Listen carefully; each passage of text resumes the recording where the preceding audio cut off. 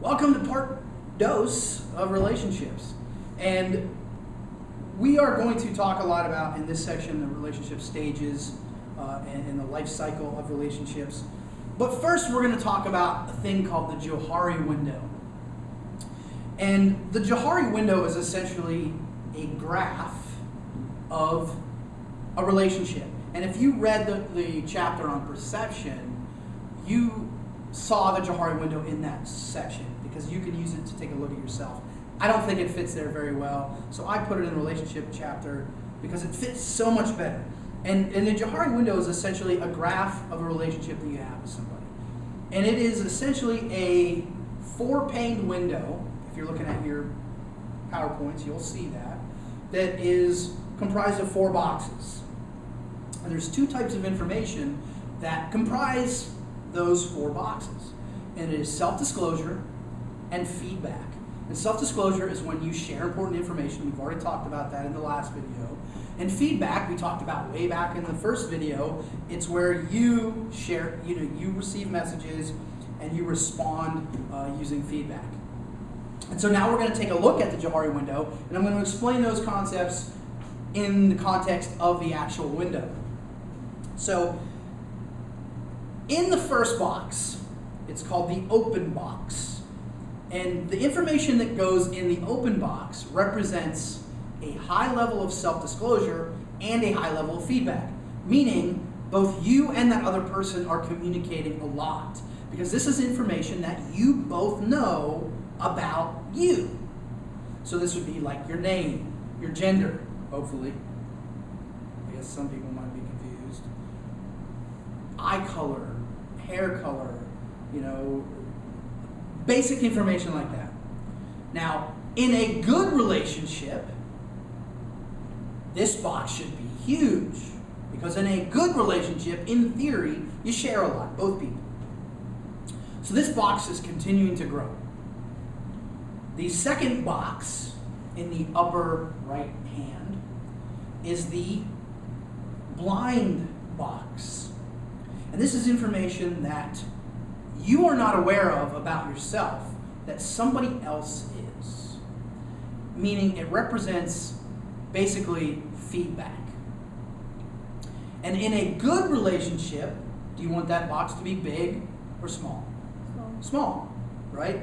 Because this represents them sharing feedback with you. If it's not a good relationship, this box is going to be bigger because they're not expressing themselves what they witness. So maybe you're condescending, or maybe you have an annoying laugh, or maybe your zipper's down, or you have something on your shoe that you're not aware of. These are all things that would go inside the blind box. And some of those things have no impact on your communication skills, but others do, like you're condescending, or maybe you laugh, or you treat people like dirt. Those would be examples of things that you would hope people would share with you. So you want the blind box to be small. The third box is in the lower left. This is the hidden box. And what this is information that you know that they don't know. So it represents self-disclosure. And again, in a good relationship, do you want this box to be big or little? Little. Same reason as the blind box. Because in a good relationship, you are sharing information with them.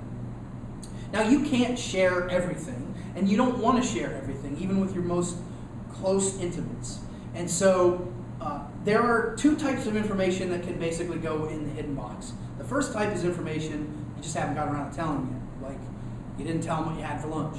You didn't tell them that you were adopted. You didn't tell them that you were, maybe you have the diabetes or something. You didn't tell them those things. So that's information that goes in here until you share it with them.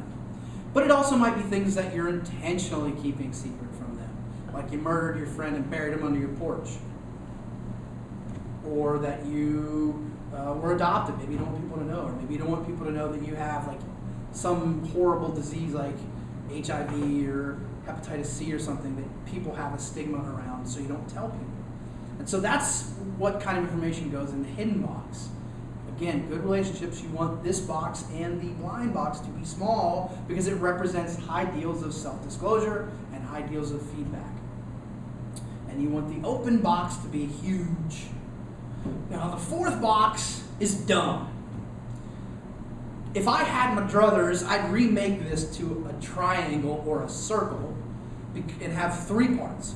Because the unknown area represents things that neither one of you knows that still can somehow theoretically affect how you communicate.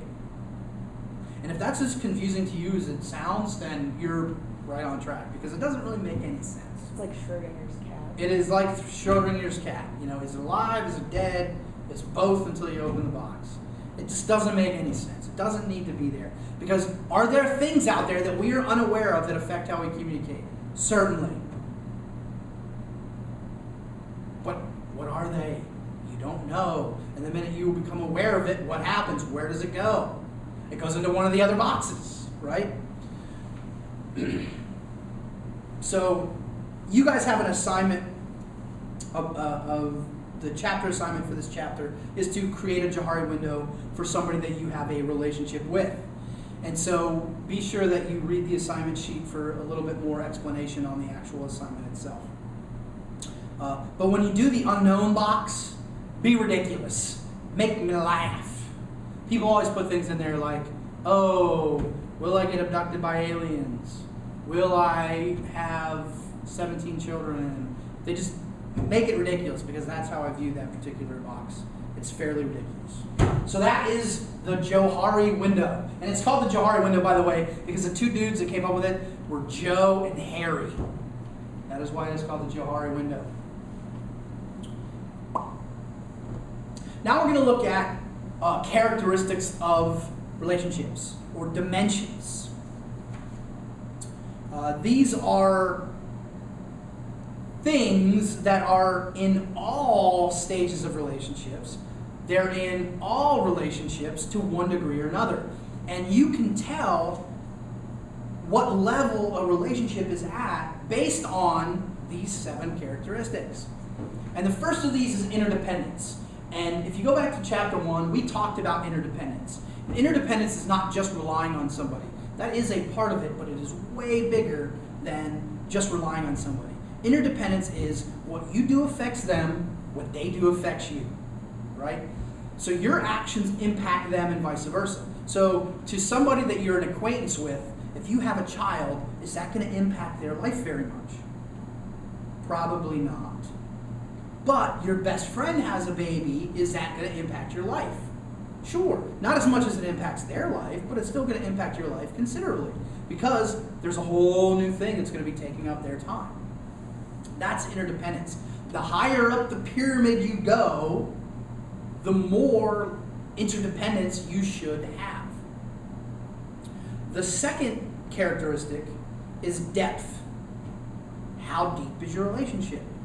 Meaning, when you share information, is it shallow information like, hey, how about them Browns? Or is it deep stuff like, hey, what are your hopes and your dreams? The higher up your pyramid you go, the deeper the self-disclosure goes. The third step, the third characteristic, is breadth. And breadth means width. How many things do you share in common? And again, the higher up the pyramid you go, in theory, the more things you share in common, right? And this is an important thing, because many of you have probably been in relationships with people that when you first start a relationship, it's awesome because you share 1 or 2 important things, but as you start to move up that pyramid, you realize that that's it, it's all you got.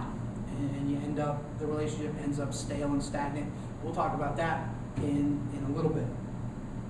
The fourth characteristic is commitment. And that's exactly what it sounds like. How dedicated and loyal are you to that relationship? Are you willing to sacrifice, or are you all about self? And again, using that pyramid, the higher up the pyramid you go, the more commitment you should see in a relationship. The fifth thing is predictability. Now, predictability is tricky, because it's actually kind of 2 things. The first thing is, how well are you able to predict somebody's how they're going to communicate or how they're going to behave, which is not necessarily that hard to do. But you can't count on that because people are, if nothing, unpredictable. We tend to behave in certain ways, but that's not always the case. We are irrational creatures. But the closer you are with somebody, the more likely you are to be able to fairly easily predict what they're going to do or how they're going to react. But the second part is the tricky part. Why? Understanding why somebody is going to behave or communicate in a given way. So for example, let's say you have a good friend and you know if you start talking about politics or religion, they just get wound up very easily. And so you know when you start a conversation with them about politics or religion, you know that they're probably going to get riled up and it's going to cause conflict. Most people can do that, even at the friend level. But it's not till you move up to the higher friend level or even the intimate level that you really are able to say, I understand why they get riled up. Maybe their parents argued about religion all the time, or their mom was Jewish and their dad was Catholic, so they had a lot of conflict around religion. So to them, it's a touchy subject. That's really the true sign of predictability. Being able to finish people's sentences, that's predictability. That is the fifth thing. The sixth thing is coding, communication coding. And that's where you share code. You share nicknames.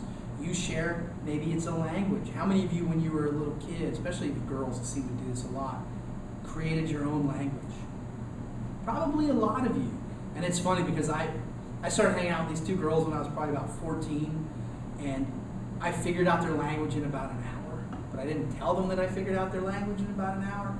So I knew what they were saying, but I played dumb, which is pretty handy when you can speak their language and they don't know that you understand their language, because people will say all sorts of things. Maybe it's a song. Maybe you and a friend of yours went on a trip somewhere and there was a song. For example, when I went to England in March of 2000, the big song on the radio, and I heard it a lot, was the Thong Song by Cisco. Thong, thong, thong, thong. And so to me, my trip to England is represented by that stupid song. Like, they go together. And so maybe you have a song that you share with somebody that's your song. It could be nicknames that if other people heard, they'd be like, why is he calling you that? But to you, that's a sign that that person cares a lot about you. And then the last characteristic is communication frequencies. It's exactly what it sounds like. The higher up the pyramid you go, the more you communicate with them. Now, that's not to say that you can't have intimates that you don't communicate very often with. My buddies in Colorado, I'm super close with them. They are intimates. If they showed up on my doorstep, it would be like I never left Colorado, even though I don't really communicate with them that often. But in most cases, the higher up the pyramid you go, the more you tend to communicate with those people. So those are the 7 characteristics that are in all relationships. And are very important parts of all relationships. You're going to want to know those pretty well. So now we're going to take a look at the relationship stages. A relationship is like any other creature. It's a living, breathing organism that has a beginning, a middle, and an end. And if you understand the various parts of those stages, you can form and maintain and end relationships better. So that's what we're going to do. We're going to go through these fairly quickly, just so you have an understanding. And these stages are based on the type of communication that occurs in a given stage. And the first stage is, of course, the beginning stage. This is where you meet somebody, you begin to increase your knowledge of them, through self-disclosure, through feedback. You start reducing uncertainty through questions and interactions and observations of their interactions with others. And you really just begin to increase your interaction with them. Now, this might be something that takes 10 years. It might be something that takes a week. Every relationship is different, but every relationship goes through this stage. That's the first stage. So the communication tends to be more shallow. It's not as deep. The interaction is still limited, but that's the first stage. The second stage is developing stage. This basically takes all those same things, but it increases them. So your self-disclosure and your feedback, not only do they increase in volume, but they increase in importance. So this is where you start to talk a little bit more about your hopes and your dreams, and you start sharing secrets with them. If it's a sexual relationship, this is where you start to enhance your physical contact, or your psychological closeness, or both. Your communication becomes more and more frequent. You start to have an interdependence emerge. And remember, interdependence is what you do affects them, what they do affects you. So you start realizing that you guys are linked in some way. Now, this doesn't have to be a sexual relationship. This is any relationship. Any relationship goes through these exact same stages. It's just the characteristics are a little bit different. But that's the second stage. It's developing. And again, this is something that can take a couple of weeks. It can be at this stage for years before it progresses, just depending on the nature of that relationship. Then you get to a point where that relationship is topping out. It's never going to proceed higher. It's never going to go up higher than the pyramid. Now, it might not ever go higher because it's at the top, maybe. But it's the maintenance stage. This is where things are kind of maintaining sort of an even keel. You spend a lot of time together. Your social networks, meaning like your work friends and his work friends, actually start interacting. Your families start interacting. Like my best friend Tim, I call his mom, even though she's only like 4 years older than me, because Tim's 10 years younger than me. I refer to his sister as my sister. I refer to his daughter as my niece. You become willing to sacrifice your own security, your own well-being for the good of the relationship, for the good of that other person. You're willing to overlook those things that would normally bother you. Maybe somebody's a little bit argumentative, or they tend to be late a lot, or they're kind of a slob. And normally those are things that would really bother you. But when you're at this level of a relationship, you just kind of overlook them because you're like, that's just who they are. I can't change them. That's just who they are, and that's how they're going to be. And again, this might be something that is a few years. It might be a year. It might be 6 months. It might be 75 or 80 years, depending on the nature of that relationship. But all good things must come to an end. And relationships end, just like anything else. They end. And so all relationships dissolve one way or another. And basically take the previous 3 stages and just go in reverse. You start pulling back away from each other. You start becoming less willing to sacrifice. You start coming up with reasons why you don't want to hang out with them, or you don't want to involve yourself with them. Your circles start pulling apart. You start drifting apart. Every one of you who's been in this stage, you know exactly what I'm talking about when I say that you just start moving away. You realize that you're not satisfied with some element of that relationship. Now, that doesn't mean you can't fix it, because you can fix it, and we don't really get into that too much. We get a little bit into it later, but it is possible to fix it. But in many cases, we don't want to put the energy in to fix it, or we don't care enough, so we just let it continue to kind of drift apart. And then, of course, they end. And all relationships end one way or the other. And they can end positively, or they can end negatively. And obviously, the goal of ending a relationship is to end it positively. Because who here wants to end a relationship in a negative way? Most people don't. And so, ending a relationship in a negative way would be, manipulating them, just withdrawing completely. I know when I was younger, I'd be dating a girl in college, and she went crazy, so I would just disappear, off the face of the planet. Much easier back then. Today, with today's technology, it's much harder to kind of just disappear. But back then, we didn't have cell phones, so you could just kind of avoid that person. And that's a terrible way, because they have no idea. Even if they were truly in the wrong, that's a bad way to end a relationship. But we do that because, blaming other people is very easy. Accepting responsibility is very hard. And the truth is, in any conflict, it takes two. And so when your relationship is ending, you have just as much of a part to play as they do. And we don't like to accept that because that's hard. Feelings are icky, right? People don't like to, it's hard.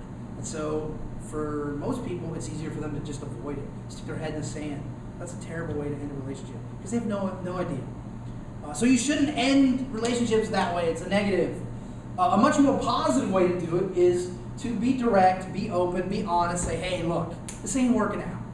We're just not, we're not getting along. This particular aspect, it just isn't working. Because remember, that other person is a person. They have feelings, they have hopes, they have dreams. And if you just disappear or blame them for everything, you're not taking that stuff into account. And that's how people end up like killing themselves or killing 50 people when they walk into a Walmart and just start shooting. That's the kind of things that happens when people end relationships with them in improper way because they are a human being and they have feelings. And so you want to, even though it's hard, nobody's saying that it's not easy because I know that it's not, but you have to be willing to say, you know what? I'm as much to blame for this relationship failing as you are. I understand that it's hard. You have to understand that they're going to have emotions. Because let's face it, even when both people realize a relationship is over, and both people agree together that it's over, it still isn't easy. Because for so long they were part of who you were, and now they're not. And so it's hard for both sides.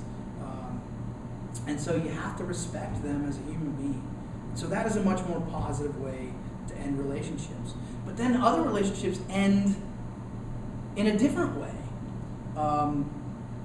Because the people interact, they continue to interact. If anybody watches Little People, Big World, about the Roloff family out in Oregon, they're little people. And the husband and wife have recently separated and then just, they're separated for like a year, now they're getting a divorce. But they still live on the same farm. They live in different buildings on the farm, but they still run the farm together. They still have 4 kids together. And so even though the relationship ended, a different type of relationship was born. So one ended and a different one started. So a lot of times relationships can transform. They don't just end. I know lots of people have been in like sexual type relationships where that didn't work out, and then they just became friends. It is possible.